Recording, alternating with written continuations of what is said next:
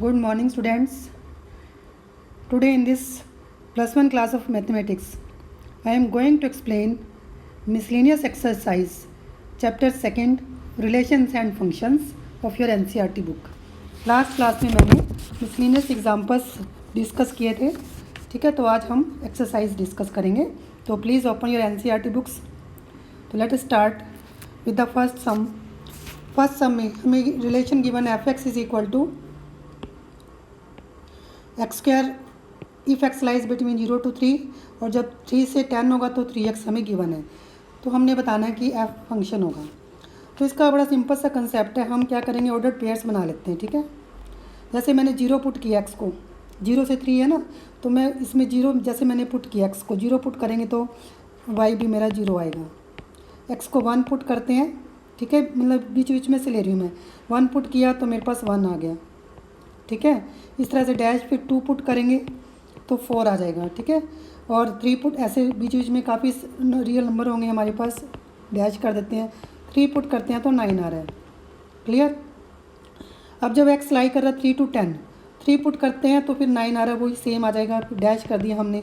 मान लो 4 पुट किया मैंने, एक्स को 4 पुट किया तो 12 एंड सो ऑन. ठीक है, इस तरह से आपके पास बनेंगे ऑर्डर्ड पेयर्स. तो जब एक्स को 10 पुट करेंगे तो वाई मेरा 30 आएगा. ठीक है, तो ये जब ऑर्डर्ड पेयर मैंने चेक किए सारे. ठीक है, तो इसमें आप चेक करो क्या किसी का फर्स्ट एलिमेंट सेम आ रहा है, किसी का भी फर्स्ट एलिमेंट सेम नहीं आ रहा. ठीक है, तो देयरफॉर ये कि आपके पास therefore F is a function है.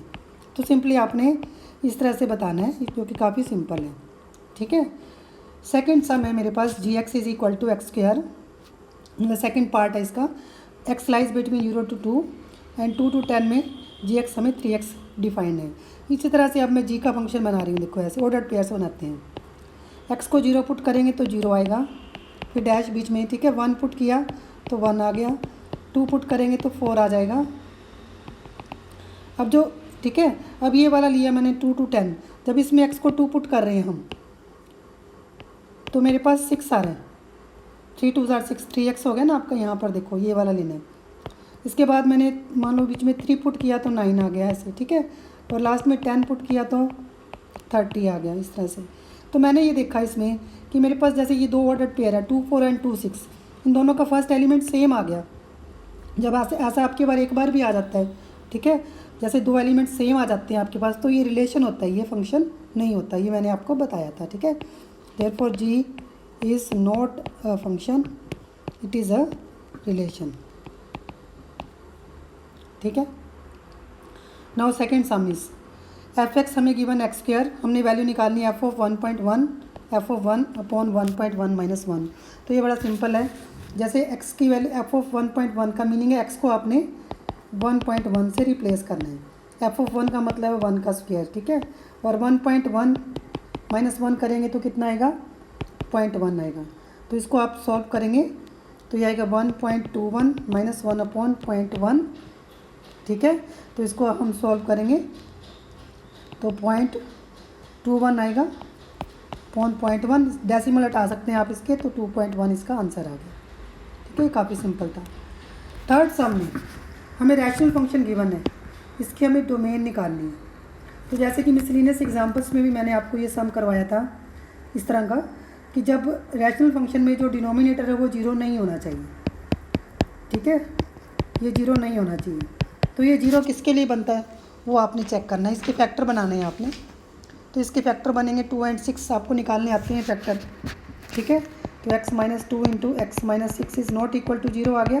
तो x की वैल्यू 2 and 6 नहीं होना चाहिए. तो डोमेन ऐसे लिखनी है, r is equal, sorry, domain of f is equal to, ऐसे लिखना आपने r माइनस 2 and 6. इसमें से 2 and 6 को आपने डिलीट कर देना है. ठीक है, इस तरह से आपने करना है. Clear. Now fourth sum, what is the domain and range of this function F X is equal to under root X minus 1. ये देखो मैंने आपको डोमेन बताया था. एफ इज़ डिफाइंड, जब भी स्क्वायर रूट का सम होगा तो जो भी स्क्वायर रूट में है दैट मस्ट बी, तो F is defined if x minus 1, जो भी स्क्वायर रूट में है that must be greater than और इक्वल टू 0. मतलब एक्स ग्रेटर दैन और इक्वल टू 1 होना चाहिए. तो डोमेन ऑफ एफ क्या होगी, 1 to infinity. ठीक है। अब रेंज निकालना आपने। For range of F Y आपके पास √x-1 है।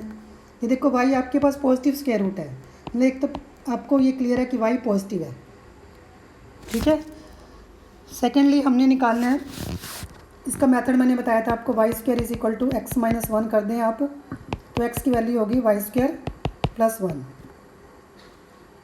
ठीक है। वैसे भी यदि हम डोमेन का एलिमेंट 1 इसमें पुट करते हैं तो ये 0 आएगा आपके पास, मतलब पॉजिटिव ही आएगा।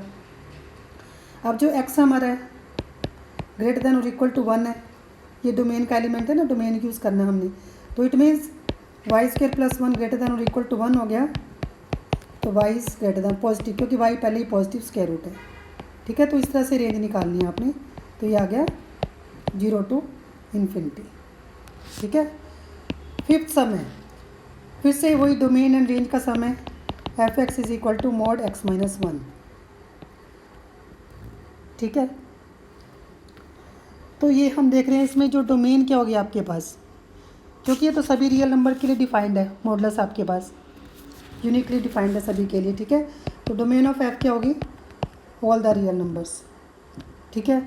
और रेंज क्या आपके पास, वैसे तो देखो मॉडुलस इज ऑलवेज पॉजिटिव होता है, ठीक है, मतलब मॉडुलस पॉजिटिव ही आएगा, हम डोमेन के कोई भी एलिमेंट्स पुट करेंगे ये पॉजिटिव रियल नंबर आते जाएंगे हमारे पास, तो इसकी जो रेंज बनेगी वो 0 to इन्फिनिटी बनेगी। और यदि आपने इसका ग्राफ बनाना है तो आप ग्राफ भी बना सकते हैं, वो देखो कैसे, मान लो एफ एक्स मेरे पास है मोड x-1, ठीक है। अब इसमें मोड की डेफिनेशन लगाते हैं, मोड की डेफिनेशन क्या थी हमारी, mod x is equal to X if x is greater than और equal to 0 is equal to -x if x is negative, ये लगानी है आपने। तो x ग्रेटर देन और इक्वल टू 1 आ गया, 1 - x if x is less than 1 है, ठीक है, ये डेफिनेशन लगाई है आपने। अब यदि आप टेबल बनाएंगे इसका, x से 1 से ग्रेटर लेते हैं हम वैल्यूज़, ठीक है, आप टेबल भी इसका बना सकते हैं, ऐसे ऐसे टेबल बना सकते हैं, एक्स वाई लिखेंगे यहाँ पर मैं 1 लेती हूँ, ठीक है। x ग्रेटर देन और इक्वल 1 में मेरे पास ये वाला लिया मैंने, चाहिए ये वाला ले लेते हैं, ठीक है। 1 में पुट करेंगे x1 पुट करेंगे y0, x2 पुट करेंगे y1 जब पॉजिटिव ले रहे हैं वैल्यूज़, ठीक है। 3 पुट करेंगे तो 2 ऐसे, और नेगेटिव में देखो x लेस देन 1 है तो मैंने 0 लिया तो 1 आ गया, -1 लेते हैं तो 2 आता है। तो आप इसमें देख रहे हैं कि y पॉजिटिव ही आ रहा है, ठीक है। तो अब इसका आप ग्राफ बनाएंगे, ऐसे देखो ग्राफ बनाना है, यहाँ पर मैंने वैल्यूज़ ली है 1, 2 एंड 3, -1, ठीक है, इतना ही लिया मैंने। और अबव एक्स एक्सिस मेरे पास आ रहा है 1, 2, 3, तो ये y है आपका, और ये x हो गया, ये y डैश हो गया, और ये x डैश हो गया, ठीक है, ये ओरिजिन हो गया। तो 0 पर वैल्यू 1 है, 1 पर वैल्यू कितनी है आपके पास, when x is 0 y is 1, when x is 1 y is 0, ऐसे, ठीक है। when x is 2 y is 1, sorry, हाँ ठीक है, ये आ रहा है, फिर ऊपर जाना हमने, when x is 3 y is 2, when x is -1 y is 2। तो इस तरह से देखो स्ट्रेट लाइन बन रही है आपकी ऐसे, ठीक है, ये आ गया। अब ये y is equal to x-1 और ये y is equal to 1 - x, clear. तो हम जो ग्राफ देख रहे हैं वो अबव एक्स एक्सिस आ रहा है, तो जब भी ग्राफ अबव एक्स एक्सिस होगा इट मीन्स y आपका पॉजिटिव है, तो यही आपकी रेंज है, ठीक है। तो रेंज ऑफ f इससे मैं लिख देती हूँ 0 to इन्फिनिटी, क्लियर। अब जो नेक्स्ट सम है सिक्स्थ वाला, ये थोड़ा सा डिफरेंट सम है, इसमें आपको f ऐसे गिवन है, देखो x² अपॉन 1 + x² ऐसे, और x is a real number. तो हमने इसकी रेंज निकालनी है, ठीक है। तो रेंज के लिए आपका x है, जैसे कि मैंने आपको बताया ये y है, तो रेंज के लिए हम y लिखते हैं, y is equal to x² upon 1 + x²। तो यहाँ से आप x निकाल लो, ठीक है, कैसे क्रॉस मल्टीप्लाई करनी है आपने, ठीक हो गया। तो x² y minus x² is equal to, ये -y उधर चला जाएगा, x² कॉमन आ गया, y - 1 is equal to -y, ऐसे करना आपने।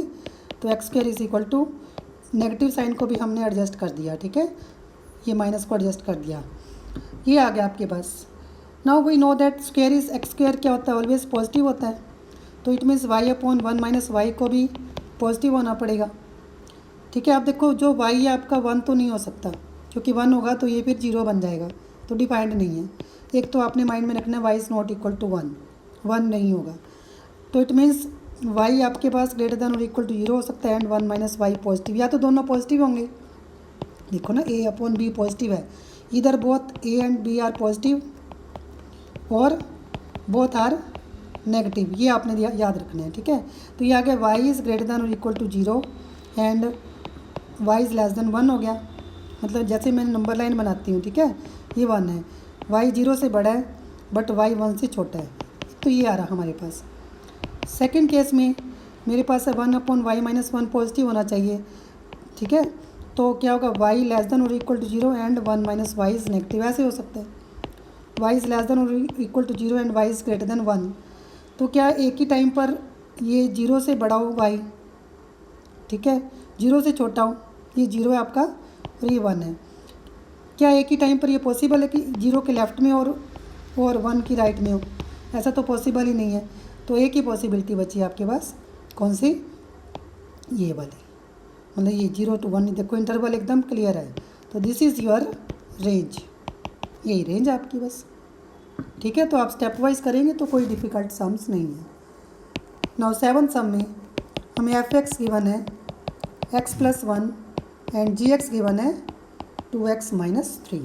तो हमने क्या निकालना है, f प्लस जी निकालना है। तो हम करेंगे f plus G X is equal to F X plus G X, बस सिंपली इन दोनों को ऐड कर देना, आपने कुछ भी नहीं करना। तो ये आ गया 3x माइनस 2। इसी तरह से आपने f minus G of X करना है, F X minus G X करेंगे इसमें, तो x plus 1 minus 2x minus 3, तो ये आएगा माइनस एक्स प्लस 2 हो जाएगा प्लस 4। ठीक है, इस तरह से आप कर सकते हैं। Then f upon G of X, ये सिंपल, ये F X upon G X करना आपने। एफ एक्स हमारा कितना है, x प्लस 1 और जी एक्स कितना है 2x माइनस 3।